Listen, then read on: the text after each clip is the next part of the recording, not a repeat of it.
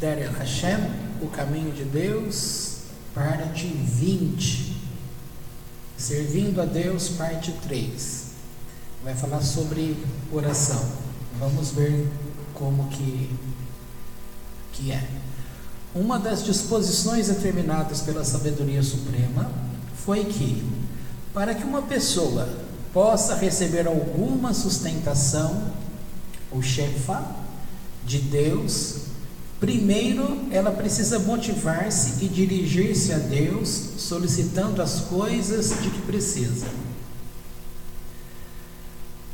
A quantidade de apoio, então, dependerá do grau até o qual ela esteja motivada. Se uma pessoa não estiver motivada em absoluto, nenhum amparo divino em absoluto poderá atingi-la. Esta é a significação da oração. Deus deseja e quer beneficiar a humanidade constantemente, portanto, Ele dispôs que este serviço fosse uma atividade diária para os seres humanos. Através dela, eles podem receber a sustentação de Deus, junto com o sucesso e as bênçãos exigidas pelo seu estado neste mundo. No entanto, para entender isso no nível mais profundo, precisamos estar cientes de que Deus deu ao homem a inteligência para funcionar neste mundo, assim como a responsabilidade de cuidar de todas as suas próprias necessidades. Vamos voltar aqui para a gente compreender uma coisinha. Então, essa primeira parte está dizendo que uma das disposições da sabedoria suprema foi que, para uma pessoa receber sustentação de Deus, primeiro ela precisa motivar-se e dirigir-se a Deus solicitando as coisas de que precisa. Então veja só, a oração daqui tem que levar em conta para não cair num erro. Quando se fala em oração, às vezes a pessoa pensa que orar é igual a pedir. E quando a gente tem essa ideia de que orar é pedir, até mesmo nessa frase judaica, passa uma impressão. Olha, eu vou ler de novo para você ver. Para uma pessoa receber sustentação de Deus, primeiro ela precisa estar motivada, ou motivar-se e dirigir-se a Deus, solicitando as coisas de que precisa. Ora, precisamos de algo? A gente está sempre precisando. Quem precisa, ele dá um jeito de obter. E no caso relacionado a Deus é pedir, tá? Essa ideia tem que tomar cuidado, porque a questão que você tem que fazer a separação é que conectar-se com Deus vai fazer com que você converse com Ele, busque a Ele, esteja debaixo desse fluxo. Não tem um ditado que fala quem sai na chuva é para quê? Para se molhar. Então veja só, a chuva que está caindo, ela vem do céu. Faz essa analogia. Então esse é o fluxo, tá? Não estou dizendo que a chuva é um fluxo, hein? Tomar cuidado, porque como existe muito simbolismo, estou dando apenas um exemplo para você ter uma ideia visual. Assim como a chuva vem lá das nuvens, e eu estou chamando essas nuvens como sendo lá do céu, lá da provisão de Deus, e a gente brinca falando que todo mundo, quem sai na chuva vai se molhar. Então veja só, a chuva é esse fluxo que Deus tem ordenado ao mundo, tá? A chuva, por um lado, ela cai sobre todas as pessoas que foram ao encontro dela, entendeu? Quem saiu à rua pega a chuva. Aqui a analogia já para aqui, porque já não vai dar mais certo. O que eu estou querendo dizer é que esse fluxo da bênção de Deus, quando tudo começou, parte de Deus vem essa bênção, tá? Agora, todas as pessoas do mundo inteiro, tem gente que sai na rua, se molha e nem liga, não é? É como se nem estivesse chovendo. Então essa pessoa é como que ela não está nem aí para esse tipo de águas. Tem alguns que quando sai com chuva, ele faz de tudo para não se molhar. Também tem uma outra preocupação muito grande, agora ao contrário, para não se molhar. Enquanto um não liga, o outro procura não se molhar. E quando aquele tem aquela disposição de sair a chuva para se molhar, então ele tem uma intenção. Então veja só, para a gente orar a Deus, a gente precisa ter uma intenção. Não é qualquer tipo de oração. Oração tem tipo, tem modo. Tanto é que você vê, acorda de manhã é um tipo de oração, vai comer um tipo de alimento é um tipo de oração, um outro tipo de alimento, um outro tipo de oração. Então não é uma coisa para tudo, tá? Mas é uma coisa específica para cada tipo de situação. Quer um exemplo? É conhecido e divulgado que quando uma pessoa adota um nome hebraico, ela recebe cura, tá? A gente que está fora de um judaísmo lá de raiz, de família, tem muita dificuldade para compreender essas coisas. Mas quem já vem no ensino desde pequeno, já está acostumado com isso, é uma coisa natural, tá? O nome, ele traz toda uma simbologia também. E cada nome hebraico, ele tem um significado. E aquele significado, ele vai ter um impacto nas coisas. Por isso, em 96, a gente nem estava em judaísmo, nem pensava nessas coisas. Eu recebi uma palavra do Eterno para que eu adotasse o meu nome do meio, que é Rafael. E Rafael é hebraico, é Refael, que é um nome de um segmento celestial, é uma classe angélica responsável por cura. Então, quando você ora a Deus, você ora do teu jeito, Deus, por favor, cura o meu filho. Então, quem é que vai levar a cura? É um anjo chamado Rafael, mas Rafael não é que é o nome do anjo, é uma classe de anjo. A gente pensa que é um anjo só, mas é uma classe. É como se a gente chegasse no hospital e falasse: eu quero falar com o médico. Quantos médicos tem lá no hospital? Uma multidão de médicos, depende do tamanho do hospital também. Tem hospital que nem médico tem, mas tem hospital que tem um monte de médico. Aí, mas que médico? Então é assim que eu estou falando. O médico dentro de um hospital, ele é um nome genérico, médico, assim como anjo, um nome genérico, tá? Quando fala Rafael, Refael, então você já está pegando uma especialidade, que é cura. Então no hospital, eu quero falar com o médico que cuida da mão. Então ossos, essas coisas. Qual é a especialidade do médico?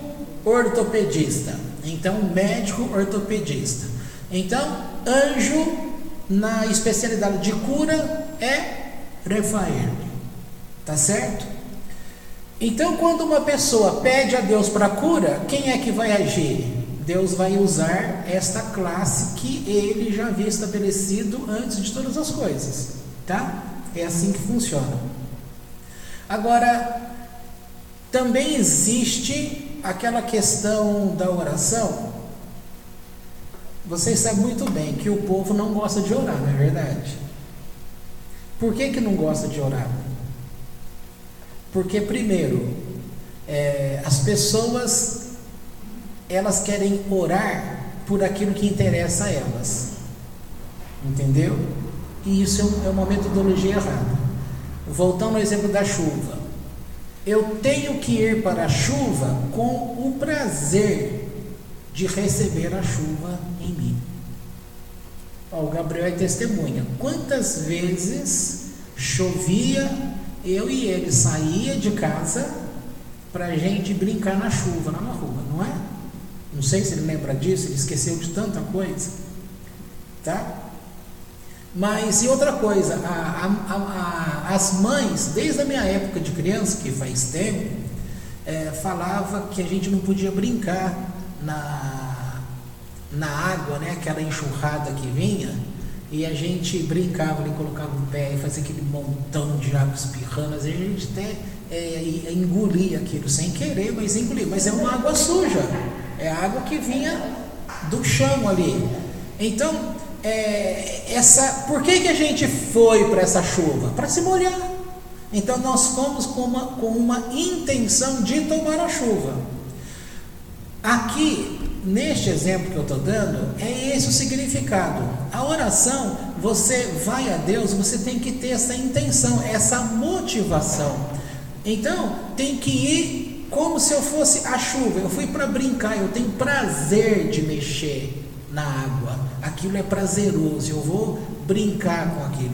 Então, quando nós nos relacionamos com Deus, se Deus tem o seu governo e Ele está visitando a terra com o governo dele, com aquele fluxo, com aquela bênção, eu tenho que, quando eu vou orar eu não vou conversar com Deus, então eu tenho que ter um prazer.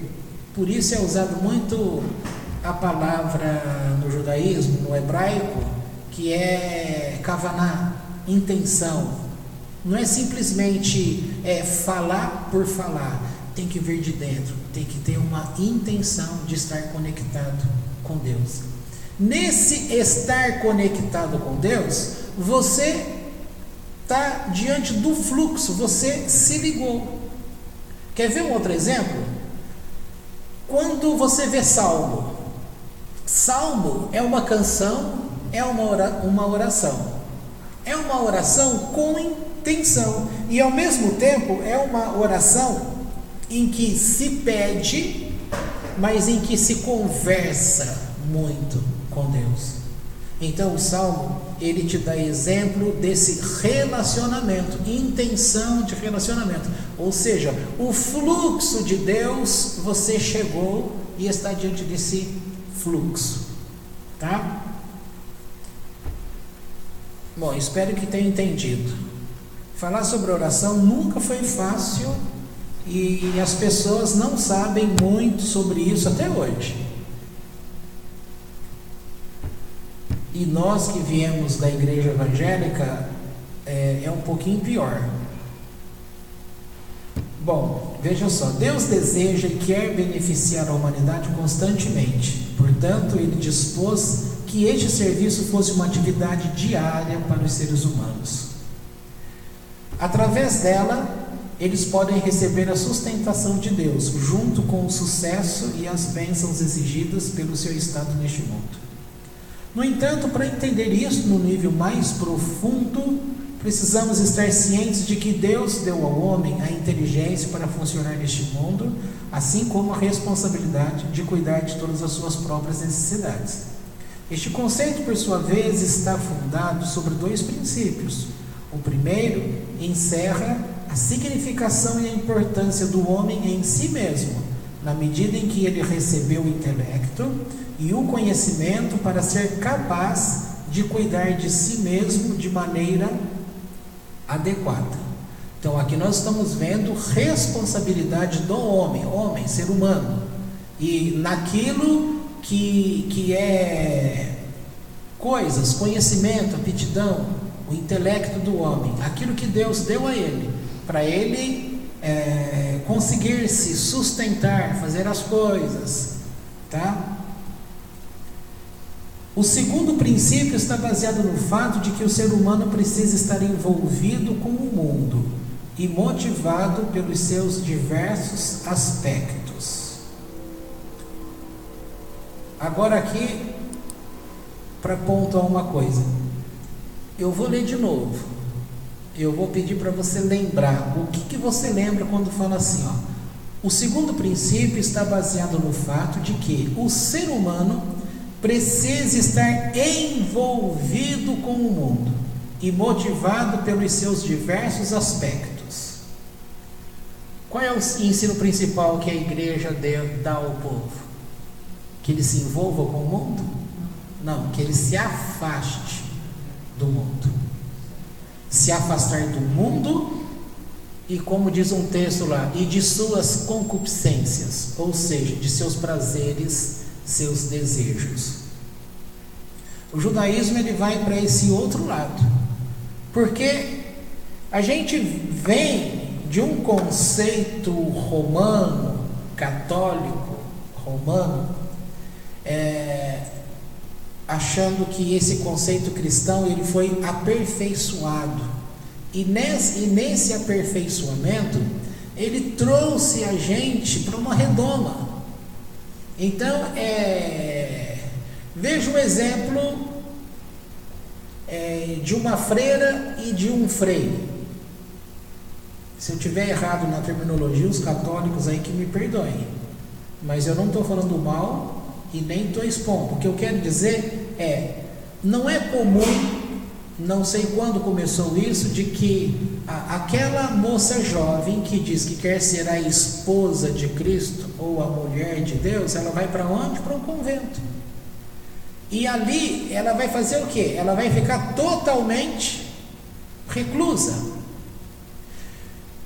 Gente, quem que não conhece aquele filme Mudança de Hábito? Um filme muito bom. Agora, o que aconteceu naquele filme? Naquele filme, aquela mulher que era do mundo, e ela, para fugir da polícia, ela vai esconder dentro do convento. Então, ela que vem de fora, quando ela chega dentro do convento, ela encontrou aquelas mulheres que estavam vivendo para Deus naquele lugar fechado. Sendo um lugar fechado, aquela freira que não era freira, que veio de fora, a cantora, ela começou a trazer um pouco do relacionamento com as coisas de fora, e aquilo trouxe um encantamento para aquelas mulheres. Não que elas estivessem apaixonadas pelo mundo no sentido de pecado, não foi isso, mas ela usou música, usou um estilo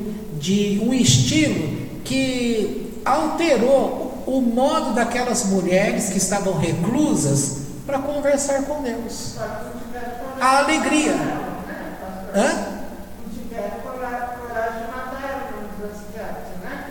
Não, lá no final, realmente, os homens, ela lembrou bem. Isso. Por quê? Por causa desse conceito que todo mundo tem, que é um santo, entendeu? Mas a questão aqui não é falar de santo, não é falar da freira, é simplesmente para dizer que quando a pessoa está em reclusão, passa-se a ideia que ela está com Deus. E aí se percebeu que aqueles que estavam ali fechados não estavam demonstrando que tinha tanto Deus assim. Então, uma igreja fechada, aquela questão de você afastar tudo que é mundo, essas coisas não significam que a pessoa tem um comportamento extremo em intimidade com Deus, tá? Mas parece mais um controle que os líderes usam para não perder pessoas. Então tem que usar uma técnica fecha, tá? Para não ter contaminação. De forma livre, aqui nós estamos aprendendo. O ser humano, ele foi colocado aqui nesta terra para alimentar esta terra com todas as funções que o Eterno colocou no homem, tá? Aqui começa uma grande divisão. A divisão enquanto Deus olha e vê todo ser humano no mesmo segmento para habitar a terra e fazer um serviço na terra, em comunicação com Ele, com os dotes que Ele, Deus, deu a cada ser humano, a inteligência, veja, hoje você tem celular que você conversa com a pessoa. Antigamente a gente brincava né, que hoje é uma realidade. Olha, não é tantos anos atrás, gente, tá? Quando você está na rua, alguém liga, onde que você está? Estou em tal lugar. Será que está mesmo? Hoje não, hoje se a Indy liga para mim falando, onde você está, Rafa? Eu falo, eu estou na casa da Lu. Então liga a câmera que eu quero ver se você está aí mesmo. E aí? Então hoje, antigamente a gente brincava, né, que ia chegar um dia que a tecnologia estava tão avançada que a gente ia ter o aparelho com a gente, que a gente ia poder mostrar ao redor e conversar com a pessoa olhando para a pessoa. Hoje isso, até uma criança, isso é uma coisa mais simples. O menininho, o Isaac pega o telefone lá e olha lá e fala, oi titia, entendeu? Para ele pequenininho é uma coisa normal. Mas antigamente, né, tem gente que não acredita que o homem esteve na lua. Não é verdade? Tem gente que acha que de fato o homem nunca foi à lua, que isso aí foi tudo uma criação de Rússia e Estados Unidos, tá? E outros que já acreditam piamente que tudo isso é verdade, principalmente porque hoje tem essas sondas que a NASA lança e que tira foto, essas coisas todas. Tudo isso, quem que conseguiu montar essas coisas todas? Inteligência do homem. Quem deu isso para o homem? Deus. Está tendo um trabalho, um serviço no mundo? Sim. Isso é uma comunicação com Deus? Em tese é um trabalho para Deus. Faz parte de uma programação. Só que nós somos educados em termos religiosos de que todas essas coisas do mundo, primeiro foi nos dito que nem todos são filhos de Deus. E quem está no mundo e que não está fechado no quartinho chamado igreja, ele não faz parte de Deus. Então o homem, ele foi tirado do governo de Deus, porque quem está no mundo vivendo aquelas coisas não tem Deus, por mais inteligente que seja, tá? E aí os cientistas ganham essa pecha, esse nome, esse apelido de que são ateus, de que são anti-Deus, porque a vida deles é para o estudo, é para pesquisa, é no quartinho fechado e entre aspas, né, muitos não perdem tempo com religiosidade porque eles querem algo científico. Então, nesse sentido, vamos entender aqui novamente.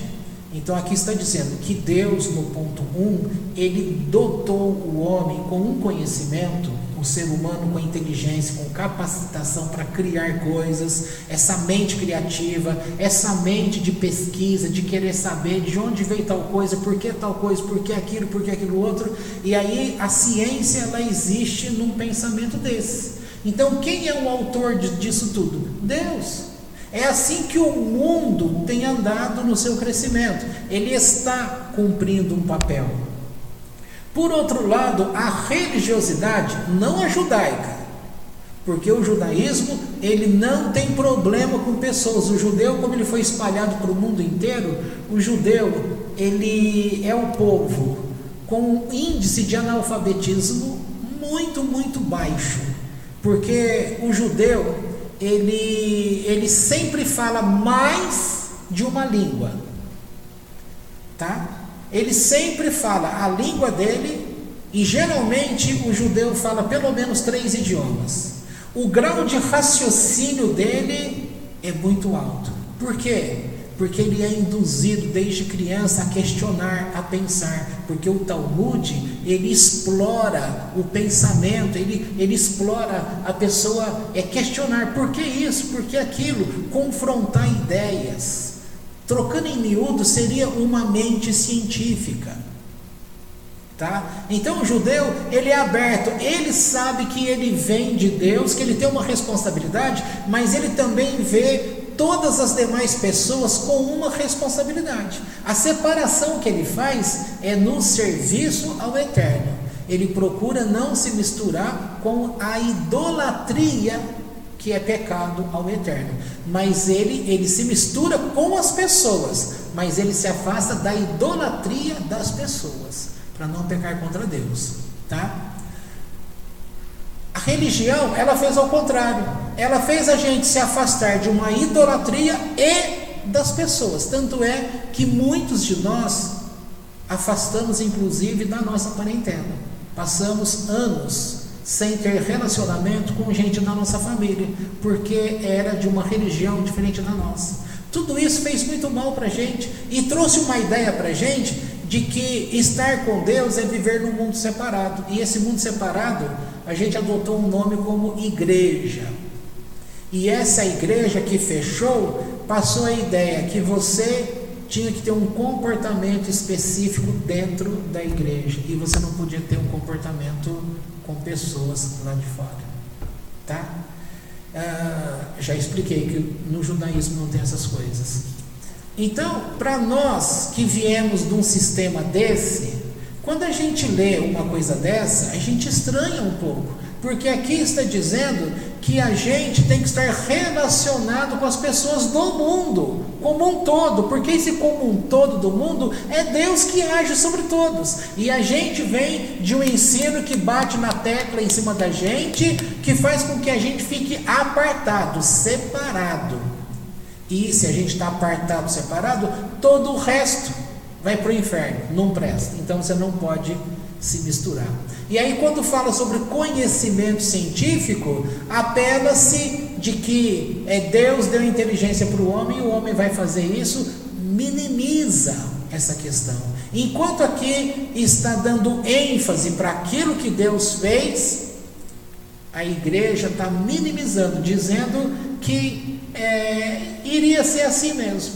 Mas não é que iria ser assim mesmo, já faz parte de todo um planejamento, entendeu? Não sei se vocês conseguiram entender o que está na minha cabeça aí, mas o apartar-se do mundo, ele nos fez mal, deixou a gente muito separatista, tá? Viver em reclusão, como eu disse, não significa ter alguma coisa com Deus. A gente vê filmes, séries, a gente sempre falou da série na Inglaterra, o Henrique VIII. Antes, um pouco antes, Fernando Isabel de Castilha. Vendo como que o catolicismo estava crescendo e como apareceu a igreja anglicana na Inglaterra. Então esse período aí, Espanha, França, Inglaterra, mostrando Roma, os diversos papas ali, aquela questão de catolicismo, como eram aquelas coisas, fica muito claro que na maioria daqueles, como é que chama lá, monastério, é isso? É isso o nome? No filme lá parece monastério, mas dá a impressão que o monastério que pra gente é uma coisa tão diferente. A gente fala outro nome aqui. Como é que é o nome que a gente fala? Mas eles falam monastério. Ou seja, aquele lugar lá que as pessoas, igual a freira, que fica lá no convento e esse tipo de coisa. Só que lá, nos muros fechados, aqui lá dentro era uma orgia. Os filmes, a história mostra isso. Então, adiantou ficar fechado? Eles trouxeram a pornografia do mundo para dentro desses lugares. Então, gente, toma cuidado. Afastar-se de alguma coisa não significa não conviver com aquela coisa. É isso que tem que ser importante. E a falha que foi colocado aí, que a gente vem desse sistema, é de ficar muito fechado como igreja, achando que nós estamos protegidos. E tanto é que a prostituição, a corrupção, a mentira, essas coisas todas e muitos prazeres estão dentro das igrejas também. Então não adiantou nada se afastar, tá? Essa parede para o judaísmo não existe, ela nunca foi levantada, então não precisa quebrar, porque não foi levantado, porque a consciência de que Deus entregou a Torá, sabendo que antes de ter a Torá, ela estava guardada na eternidade, E que o mundo foi feito baseado nos conceitos da Torá. Quando a Torá foi entregue à terra no tempo de Moisés, ela então passa a fazer uma ligação tão direta que dela é como se dela vem o fluxo, e agora esse fluxo estende inclusive para curar toda a terra. E isso estende-se a todos os homens, as pessoas. Tá? Vamos lá. De oração para onde a gente vai falando. Então diz assim, que o segundo princípio está baseado no fato de que o ser humano precisa estar envolvido com o mundo e motivado pelos seus diversos aspectos. Isto se origina no fato de que o homem precisa ser mantido em seu estado humano físico, como examinamos antes. Apesar de ser essa uma trajetória terrena não sagrada, é o que o homem necessita durante este período de sua existência, de acordo com a ordem geral. De fato, sob um aspecto, isto implica na degradação do homem e da sua essência. Porém, é uma inferiorização que é necessária para a sua elevação final, como examinado em texto anterior. Apesar de que foi necessário que o homem fosse rebaixado até um certo grau, dessa maneira, também foi imperativo que ele não fosse excessivamente rebaixado. Quanto mais ele ficasse envolvido nos assuntos terrenos, mais ele se obscureceria espiritualmente, divorciando-se da luz suprema. Veja como é preciso um entendimento. Essa frase aqui, se você querer ver um conceito religioso, essa frase aqui, ela vai contra aquela frase de cima. Eu vou ler primeiro essa e vou voltar lá no começo para você ver. Se você não entender o que está sendo dito, uma coisa anula a outra, e não é isso que está sendo dito. Então, repetindo, olha o que diz: apesar de que foi necessário que o homem fosse rebaixado até um certo grau, dessa maneira, também foi imperativo. Que é imperativo? É uma ordem, que ele não fosse excessivamente rebaixado. Quanto mais ele, o homem, ficasse envolvido nos assuntos terrenos, mais ele se obscureceria espiritualmente, divorciando-se, separando-se da luz suprema. O que está dizendo aqui? Quanto mais o homem está associado com o mundo, mais ele se afasta da luz de Deus. Isso não lembra muito o que foi o ensino evangélico para nós, e tem sido na vida de muitas pessoas? Envolver-se com o mundo afasta-se de Deus. Tá? Mas não é isso que está sendo dito aqui. Então, lá no primeiro, cadê? O primeiro encerra a significação e a importância do homem em si mesmo, na medida em que ele recebeu o intelecto e o conhecimento para ser capaz de cuidar de si mesmo de maneira adequada. Cadê a parte que eu li aqui que é imperativo que ele se envolva com o mundo? Achei. Deus deseja e quer beneficiar a humanidade constantemente, portanto ele dispôs que este serviço fosse uma atividade diária para os seres humanos. Através dela, eles podem receber sustentação, junto com o sucesso. No entanto, para entender isso no nível mais profundo, precisamos estar cientes de que Deus deu ao homem inteligência para funcionar neste mundo, assim como a responsabilidade de cuidar de todas as suas próprias necessidades. Estou repetindo aquilo que a gente já falou. Este conceito está fundado sobre dois princípios. O primeiro encerra a significação e importância do homem em si mesmo, na medida que ele recebeu intelecto, conhecimento para ser capaz de cuidar de si mesmo de maneira adequada. O segundo, no fato de que o ser humano precisa estar envolvido com o mundo e motivado pelos seus diversos aspectos. Mas a gente viu abaixo que quanto mais o homem se liga com o mundo, mais ele se afasta da luz de Deus. Então, peraí, aqui está tendo o que está certo, então?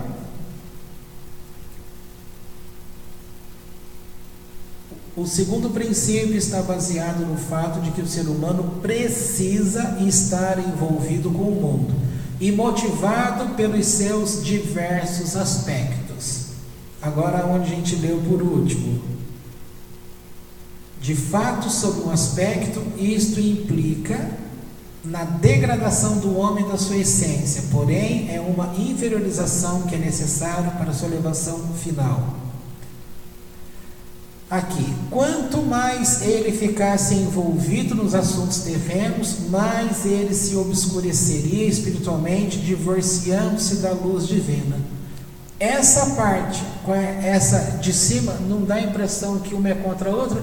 Então, peraí, de um ponto fala que o homem precisa estar envolvido com o mundo, e agora aqui, 2 parágrafos abaixo, fala que quanto mais o homem está envolvido com o mundo, ele se afasta de Deus. Por isso que tenha a cabeça no lugar, entenda como são as coisas, senão fica fácil a religião dominar as pessoas, e aí deu margem para tantas coisas.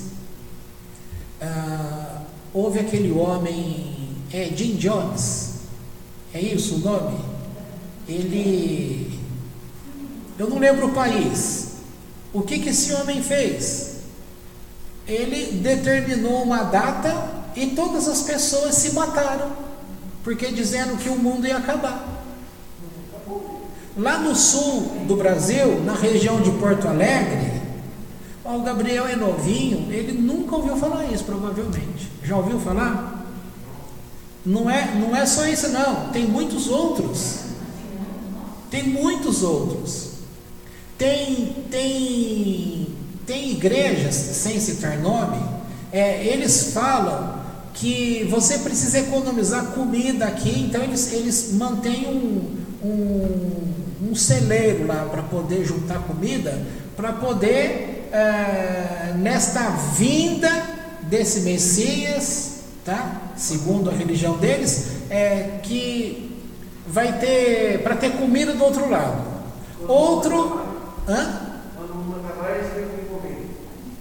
Tenho que comer, a ideia é essa.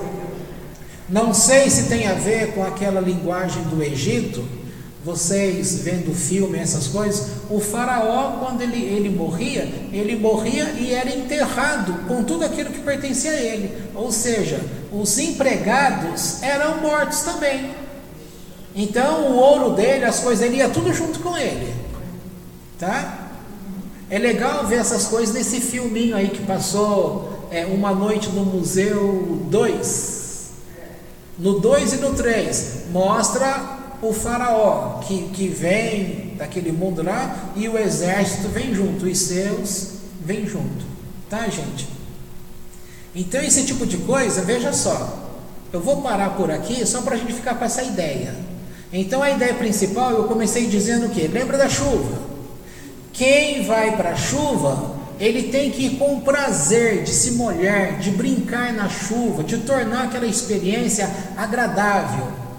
Agora, quem é obrigado a sair na chuva, ele procura de guarda-chuva, de capa, de luva, de bota, porque ele não vai suportar se molhar em hipótese alguma, entendeu? E tem outros que já não ligam, ele não tem intenção de se molhar, só que se ele se molhar, porque ele sabe que saindo na chuva vai se molhar, ele também não liga. Então tem esses tipos de comportamento, mas a ideia que eu quis dar é que a chuva como uma linguagem, uma bênção de Deus, e você saindo à chuva, você está em encontro. Então, querendo falar em português correto aí, não de encontro, mas ao encontro, porque você vai ao encontro de Deus, não de encontro. De encontro você bate, muitos vão de encontro a Deus, eles batem contra. Ir ao encontro é uma associação com Deus.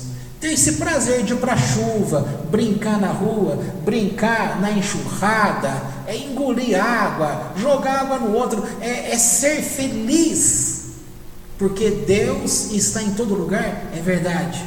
Está em todo lugar? Está. Então você tem que estar feliz em todo lugar. Você tem que levar Deus contigo em todo lugar. E a água, ela é uma terminologia que fala da Torá. Então você tem que ter alegria de brincar com a Torá, de ser molhado por ela, de ser totalmente encharcado por ela. Ela entra para dentro de você. Entendeu? Essa é a alegria. E a oração nesse sentido é que dá aquela ligação entre nós e Deus. E não naquele sentido de chegar lá e falar: Deus, abençoa meu vizinho, abençoa fulano de tal, faz isso, faz aquilo por mim. Vira uma petição de coisas, mas sem ligar-se com Deus. Seria a mesma coisa de manter um casamento à distância. E mesmo o casamento à distância dá briga, né? Agora, quando você tem um casamento de perto, então você se toca, você abraça, você sente o cheiro, você está motivado, tá bom? E o segundo passo foi: tudo que existe no mundo, tá? Tudo que existe no mundo é criação de Deus. Todas as pessoas que estão no mundo vêm de Deus. Então aquela história lá de João no capítulo 1, que só é filho de Deus quem recebeu Jesus, cai por terra. Porque todas as pessoas... mas você está falando do Velho Testamento. Eu vou te dar 2 textos. Um texto do Novo Testamento é que nem todos são filhos de Deus, somente aqueles que receberam o Filho. É um texto do Novo Testamento. Mas lá no final do Novo Testamento diz que Deus é Pai de Espírito. Então o judaísmo fala: todas as pessoas são almas que vieram de Deus. O comportamento delas aqui na terra, a forma como ela escolheu se comportar, o comportamento dela leva ela de retorno a Deus ou afasta ela de Deus. Entendeu? Quer dizer, o comportamento de uma pessoa, ele determina se vai afastar-se de Deus ou vai achegar-se a Deus, e não a religiosidade dela. Então tome cuidado com isso. Por isso o terceiro passo foi estar fechadinho numa comunidade. É tudo santinho? Nem sempre. É muito complexo isso. E estar totalmente ligado com o mundo, aí diz que é perigoso, mas Deus permitiu e quer que veja o judeu como nação, se eu não estou errado aí, eles já ganharam mais de 100 prêmios Nobel em diversas áreas, tá? E é muito difícil receber um prêmio Nobel, tá? Um prêmio Nobel é algo que é notório em termos de que favorece a humanidade na Terra. Então o povo judeu é um número, são pessoas que mais vezes conquistaram esse prêmio. Então, nesse sentido, eles estão envolvidos com o mundo e não se afastaram de Deus. Deu para compreender essas coisas, gente? Então, se deu para compreender, a gente pode parar por aqui e a semana que vem a gente continua mais um pouco. Andamos 4 páginas, tá bom. Fechar aqui, aí já fecha na página.